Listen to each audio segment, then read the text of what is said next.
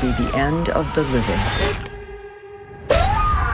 Hey everyone, welcome back to your nerdy show. I'm your host, Spoiler Master. Look, if you've ever woken up in the middle of the night, looked into the dark corner of your bedroom, and sworn you saw a creepy silhouette just standing there, congratulations, you've officially felt what it's like to live in the Insidious universe. Now, on paper, this franchise seems pretty straightforward, right? Spooky house, possessed kid, terrifying demon with a face that looks like Darth Maul ran into a red paintbrush. But once you start looking at the actual timeline across all 5 movies, oh boy, it jumps around like a hyperactive spirit in the astral plane. We're hopping from 1953 to 2010, back to 2007, up to 1986, and then all the way to 2019. If you just watch them in release order, your brain is going to be doing gymnastics trying to remember who knows who, why Elise is alive in one scene and a ghost in the next, and how a red door ties all of this chaos together. So today, we are doing something special. We aren't just summarizing these movies, we are stitching the entire nightmare together into one seamless, linear timeline. From the very first time a young Elise Rainier unlocked a sinister door in 1953, all the way to Josh and Dalton Lambert facing their literal inner demons in 2019. Grab a blanket, lock your front door, and maybe leave a light on, because we are diving deep into the further. Let's get into it. Yeah. The laws of the further. Before we dive into the chronological story, we have to talk about the rules of this universe, because Insidious plays by some really specific, terrifying laws. First off, what is the further? Think of it as a dark, twisted mirror image of our world. It's a purgatory-like realm where the souls of the dead are trapped, endlessly reliving their darkest memories. But it's not just human ghosts lingering there. Dark, monstrous entities and demons live in the deepest, darkest corners of this realm.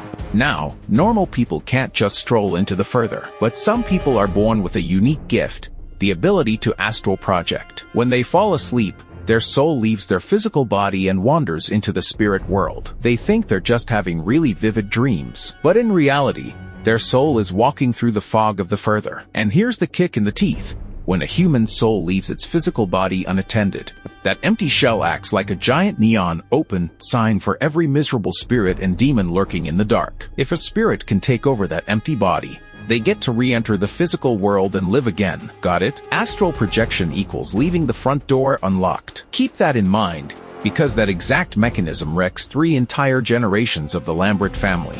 1953, the origin of Elise Rainier. To start our story at the absolute beginning, we have to travel all the way back to 1953 in 5 Keys, New Mexico. Meet a young girl named Elise Rainier. Long before she becomes the fearless demonologist we all know and love, she's just a kid living in a creepy home located right near a state penitentiary. Elise was born with a heavy gift. She can see and hear the dead. Unfortunately for young Elise, her mother Audrey understands and supports her gift.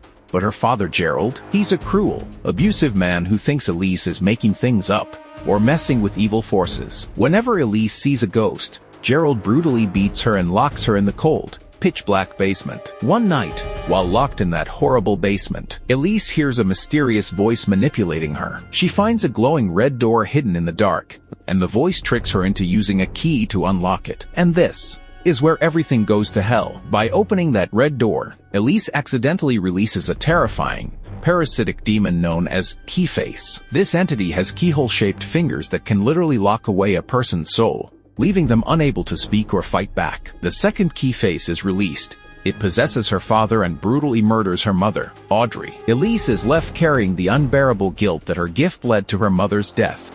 1986, Josh Lambert and the Bride in Black. Fast forward to the 1970s. Elise, now a teenager, finally can't take her father's violent abuse anymore and runs away from home, leaving behind her younger brother, Christian. Decades pass. By 1986, Elise has grown up, built a life, and stepped into her calling as a psychic consultant. That's when she gets a desperate call from a mother named Lorraine Lambert. Lorraine's 8-year-old son, Josh, is being terrorized by something vicious. Every night when Josh goes to sleep, he's unknowingly astral projecting into the further. And while he's out floating around, an eerie spirit has locked onto him, a figure wearing a black bridal gown and a veil. Elise arrives to investigate, and during her walk through the Lambert home, an invisible force slashes her arm. she realizes just how dangerous this situation is. Josh isn't just dreaming. He's an insanely powerful astral projector, and this spirit, the bride in black, is trying to steal his body. To save the boy's life, Elise makes a drastic decision. With the help of her colleague Carl, she hypnotizes young Josh. They suppress his ability to astral project entirely, and wipe his memories of the supernatural realm. They make him forget he ever had this power, closing his mind's door to the further. Josh goes on to live a totally normal, mundane childhood, completely unaware of the darkness waiting in his subconscious. The dark truth of Parker Crane. Now, who was that creep in the black wedding dress hunting young Josh? To understand the bride in black, we have to look at the tragic, horrifying story of a man named Parker Crane. Parker was raised by an emotionally and physically abusive mother named Michelle Crane, later known in the further as Mother Mortis. Michelle desperately wanted a daughter, so she forced young Parker to cross-dress, act like a girl, and endure brutal psychological torture. This warped Parker's mind permanently. As an adult, Parker became a twisted serial killer known as the Bride in Black. Driven by his mother's commanding spirit, Parker would put on a black wedding gown and a female wig, kidnapping and murdering 15 women. In 1986, right around the time he was an old man in a hospital, Parker assaulted young Josh Lambert in a hallway. Shortly after that encounter, Parker jumped off the hospital roof and died, but his evil spirit didn't move on. Parker's soul bound itself to Josh, desperate to steal the young boy's physical body so he could live a new life away from his mother's torment. When Elise suppressed Josh's memories in 1986, she didn't destroy Parker Crane's spirit. She just put Parker into a dormant state, waiting for another chance to strike. 2007, Quinn Brenner and the Man Who Can't Breathe.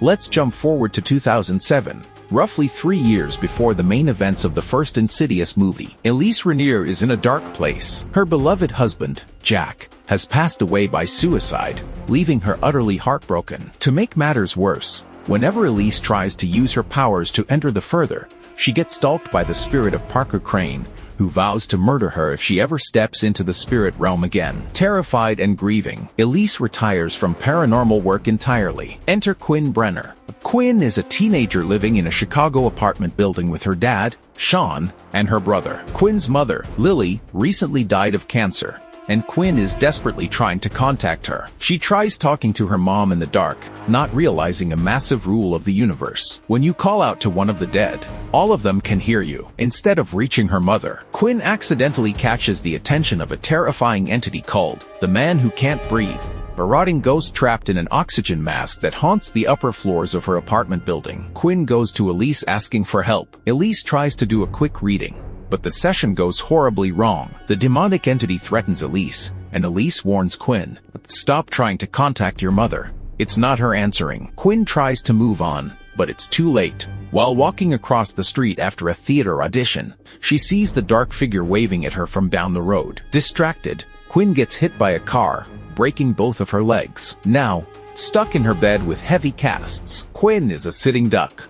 The formation of the team, the haunting escalates fast. The Man Who Can't Breathe starts physically dragging Quinn around her room, trying to eat her life force and drag her soul deeper into the further. Desperate, her dad Sean hires 2 internet ghost hunters who run a goofy web show, Specs and Tucker. When they show up with their cheap gadgets, it's immediately obvious they're amateur frauds who have no idea how to handle real demonic entities. Meanwhile, Elise gets a visit from her old friend Carl. Carl reminds her of who she is, telling her, "You are stronger than the dead, because you are alive." Elise realizes she can't turn her back on a dying girl. She arrives at the Brenner home, takes charge of the situation, and recruits Specs and Tucker to manage the technical gear while she goes into astral projection mode. This is the birth of the iconic trio. Elise enters the further to save Quinn. She faces off against Parker Crane, overcomes her fear, and beats the Bride in Black in a physical brawl within the spirit realm. She finds Quinn,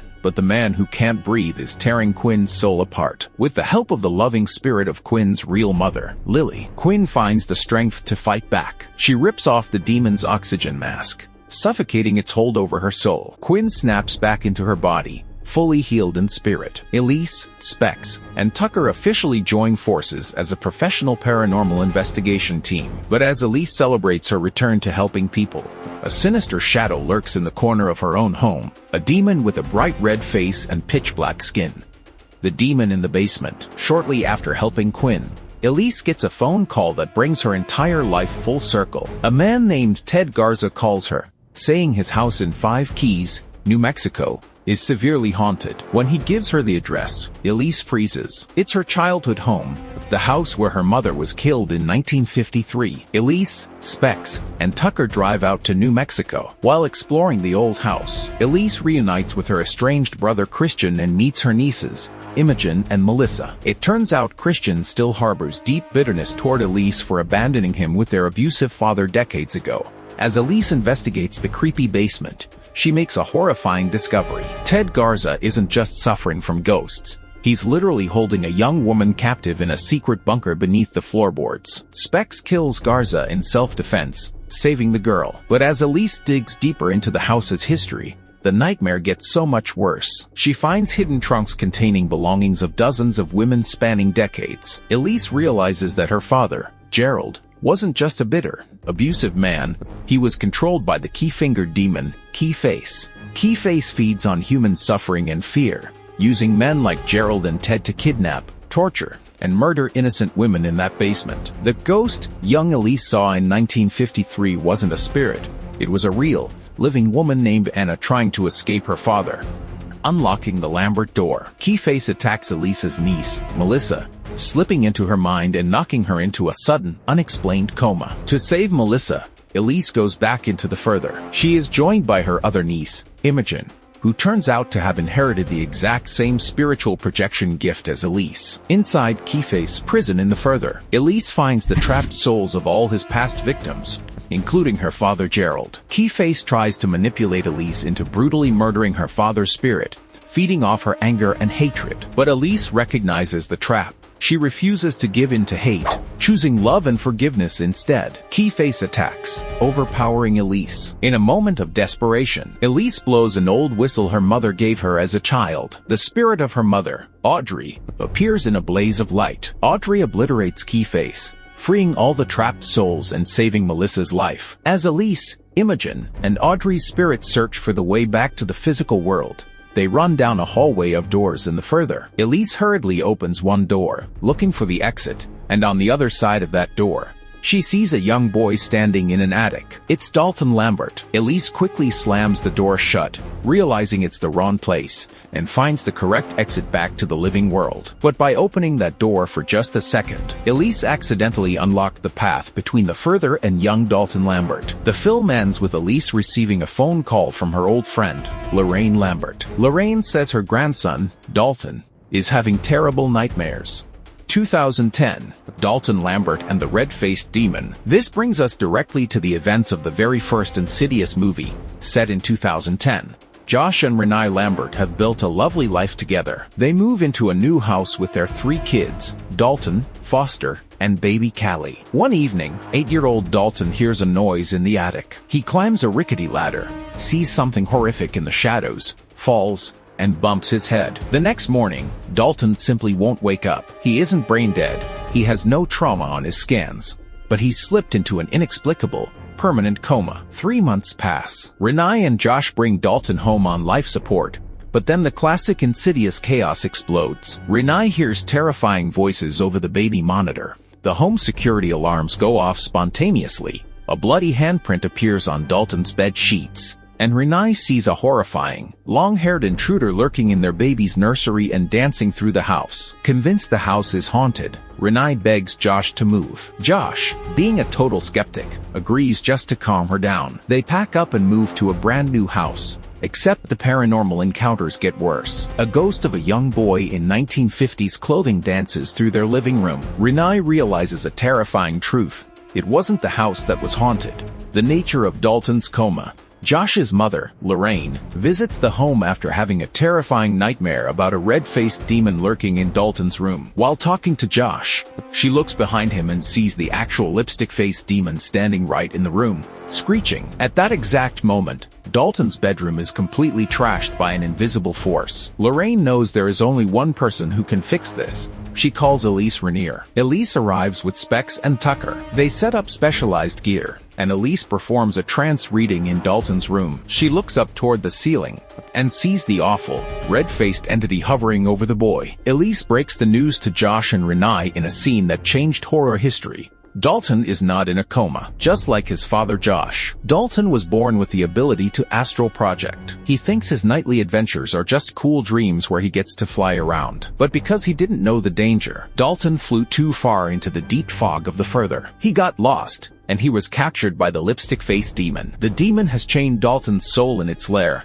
waiting for the right moment to permanently inhabit his empty body in the real world. All those other ghosts popping up in the house, they're just desperate spirits trying to jump into Dalton's body first. Saving Dalton and the plot twist. Initially, Josh thinks Elise is a total quack and kicks her out, but after finding bizarre, disturbing drawings hidden under Dalton's mattress, drawings of the red-faced demon and the phrase, "the further," Josh realizes Elise is telling the absolute truth. Josh calls her back. Elise explains why Josh has no memory of his own projection powers. She suppressed them when he was 8 years old to hide him from the bride in black. But now, Josh is the only person who can save his son. He has to astral project back into the further, find Dalton, and bring him home. Elise puts Josh into a hypnotic trance. Josh's spirit leaves his body and enters the dark, foggy mirror world. Josh navigates through terrifying spirits, including a creepy ghoul family sitting in a living room, and makes his way to the demon's lair, a dark, red-lit workshop high above the fog. Josh breaks the chains, rescues Dalton, and they run for their lives. The lipstick-faced demon gives chase, screeching through the dark, while in the real world, physical spirits invade the house, attacking Rainier, Specs, and Tucker. As Josh and Dalton race toward the light of the real world, Josh is confronted by the ghost from his past, the bride in black. Josh screams at her, finally standing his ground and telling her he isn't afraid of her anymore. The old woman recedes into the shadows. Josh and Dalton both wake up in their physical bodies. The house goes quiet, the spirits vanish, and the family hugs,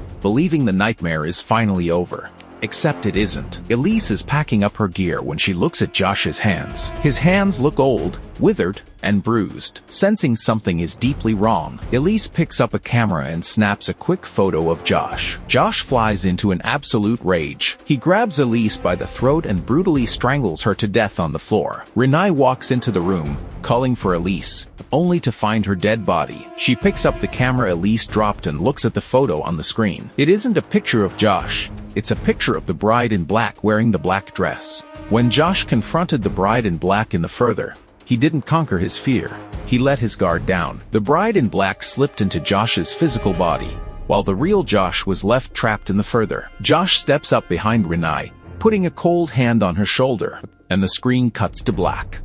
2010, The Possession of Josh Lambert. Insidious. Chapter 2 picks up literally seconds after the ending of the first film. Police arrive at the house, and Rainier is interrogated by detectives about Elise's murder. Because there's no hard physical evidence tying Josh directly to the strangulation, he isn't arrested, but the family is deeply traumatized. They pack up their things and temporarily move into Lorraine's mother's house, hoping for a fresh start. But Josh is acting wrong. He's cold, irritable, and constantly talking to an unseen presence in the corners of the room. Dalton tells his mom that he keeps hearing his dad arguing with an invisible woman in the dark. What's happening is that Parker Crane, possessing Josh's body, is being haunted by the spirit of his dead mother, Michelle Crane. Michelle is ordering Parker to murder Josh's family so that he can permanently keep the stolen body, because if he doesn't, Josh's body will rapidly decay and rot away. Specs and Tucker review old videotapes from Josh's 1986 investigation.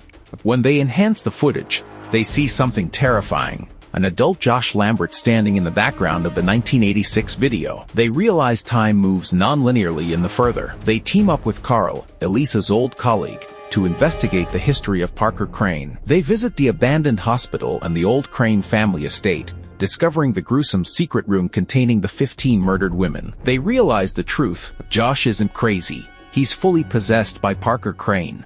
The battle for Josh's soul. Carl, Specs, and Tucker attempt to drug-possess Josh to knock him out, but the demonic force inside him gives him super strength. He easily overpowers them, knocks Carl out, and goes on a murderous rampage through the house. Possessed Josh traps his own mother in a closet, and hunts down Rainier, Dalton, and Foster with a heavy hammer. Rainier desperately fights back, barricading herself and the kids in the basement. Meanwhile, Carl's soul lands in the further. He meets the spirit of the real Josh Lambert, who has been wandering in the dark fog for days, horrified that a monster is occupying his body. Together, Carl and real Josh navigate through time and space in the further. They use the time-bending rules to travel back to 1986, where adult Josh speaks to young Josh to find out where Parker Crane's house is located. They enter the ghost version of Parker Crane's house and encounter the spirit of Elise Rainier. Even in death, Elise's spirit is still fighting for the Lambert family. In the real world,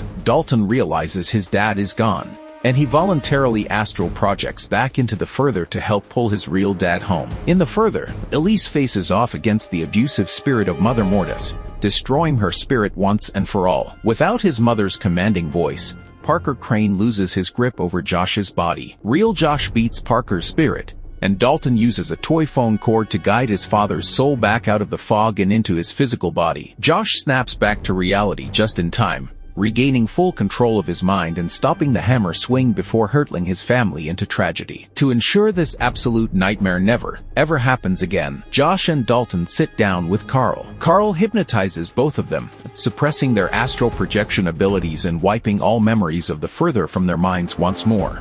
2019, The Red Door and Unresolved Trauma. Now, we leap forward 9 years to 2019. Suppressing those memories saved their lives, but it shattered their family dynamic. Because Josh and Dalton had their memories wiped, they have no idea why they feel so empty, foggy, and disconnected. They don't remember the ghosts, the demon, or the possession. All Josh knows is that 9 years ago, he inexplicably lost his mind, attacked his family, and ruined his marriage. Josh and Renee are now divorced. Lorraine Lambert has just passed away from old age, and Josh's relationship with his now 18-year-old son, Dalton, is completely strained and cold. Dalton heads off to an elite art college. In his very first art class, the eccentric professor pushes the students to dig deep into their subconscious memories. Dalton takes a piece of charcoal, closes his eyes, and begins frantically drawing. When he opens his eyes, he sees what his hands created, a picture of a sinister red door. By tapping into his repressed memories through art,